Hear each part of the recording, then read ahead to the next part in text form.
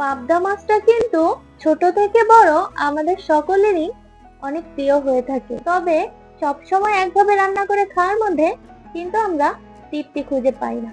তাই মাঝে মাঝে একটু অন্যরকম রসনাই দিয়ে রান্না করলে খাবার কিন্তু খেতে দারুণ মজা লাগে। তাই আমি আজকে স্বাদ পরিবর্তন করার মতো দারুণ একটি রেসিপি নিয়ে চলে এসেছি আপনাদের। হ্যালো, আসসালামু আলাইকুম viewers, welcome back to my channel. কেমন আছেন সবাই? আশা করছি ভালো আছেন। আমি অনেক ভালো আছি। আমি প্রতিদিনের মতো চলে এসেছি নতুন একটি রেসিপি নিয়ে। আজকে আমি আপনাদের সর্ষে পাবদা ভাপা রেসিপিটি করে দেখাবো। এখানে আমি পাবদা মাছ নিয়ে নিয়েছি 5টা। আপনারা আপনাদের পরিমাণ মতো নিয়ে নেবেন। এরপর মরিচের গুঁড়া আর পরিমাণ মতো লবণ দিয়ে এটাকে মাখিয়ে নিয়েছি। আর প্যানে দিয়ে দিচ্ছি সরিষার তেল। সরিষার তেলটাই দেওয়ার ট্রাই করবেন আর কি। এরপর তেলটা গরম হয়ে গেলে মাছটা আমি ভেজে দেবো। মাছে কিন্তু আমি কোনো হলুদ ব্যবহার করিনি এবং রান্নায় আমি কোনো হলুদ ব্যবহার করব না।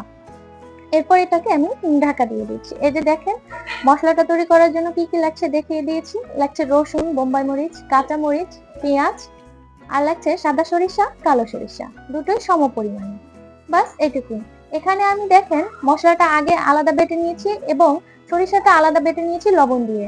আমি কিন্তু এর আগেও বলেছি সরিষা বাটার সময় অবশ্যই লবণটা দিয়ে বাটবেন, তাহলে কখনোই তিতা হবে না। এরপর মাছটা আমি উল্টে নিচ্ছি। এই মাছটা আপনারা কিন্তু না ভেজেও রান্না করতে পারেন। যারা ভাজা মাছ পছন্দ করে না তারা অবশ্যই না ভেজে রান্না করবেন।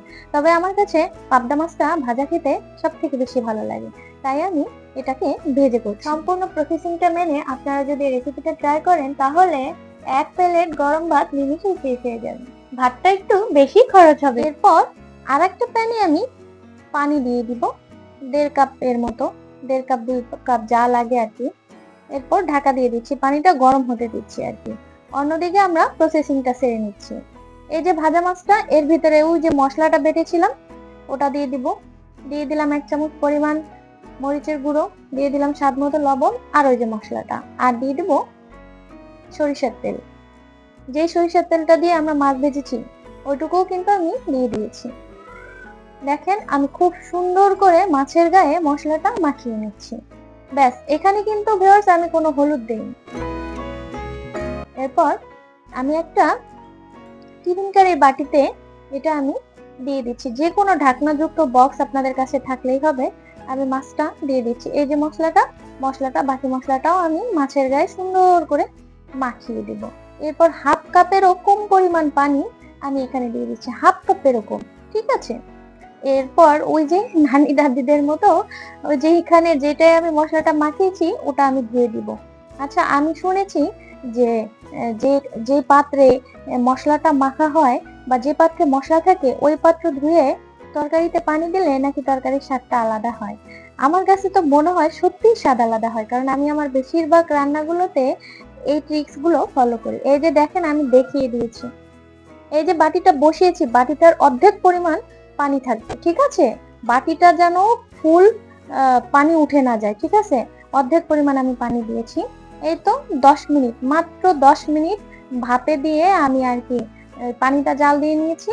এই যে দেখেন খুলেছি 10 মিনিট পরে বাটিটা উঠিয়ে দেখেন একদম পারফেক্ট ভাবে যে পানিটুকু আমি ভিতরে দিয়েছিলাম সেই পানিটুকু নিয়ে ওটা টেনে গেছে। আর দেখেন তেলটা উপরে চলে আসছে।